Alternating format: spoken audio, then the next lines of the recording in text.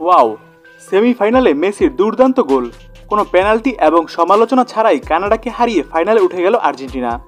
দর্শক, বিস্তারিত জানতে পুরো ভিডিওটি না টেনে সম্পূর্ণ দেখুন।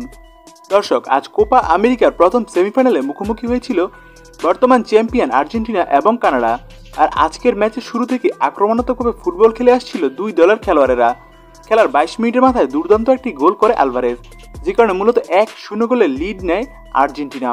এরপর প্রথমার্ধে আর কোনো দল কোনো প্রকার গোল করতে পারেনি, যে কারণে 1-0 গোলে লিড নিয়েই প্রথমার্ধ শেষ করে আর্জেন্টিনা।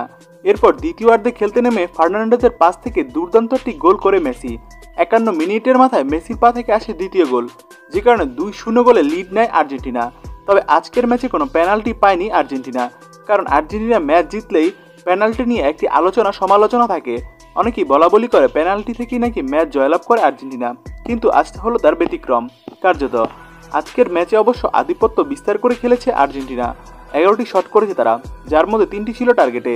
আর 5 পজিশনে 53% বল ছিল আর্জেন্টিনার পায়ে। আর অন্যদিকে 47% বল দখলে নিতে পেরেছে কানাডা, যার মধ্যে 6টি শট করেছে তারা এবং 1টি ছিল অন টার্গেট।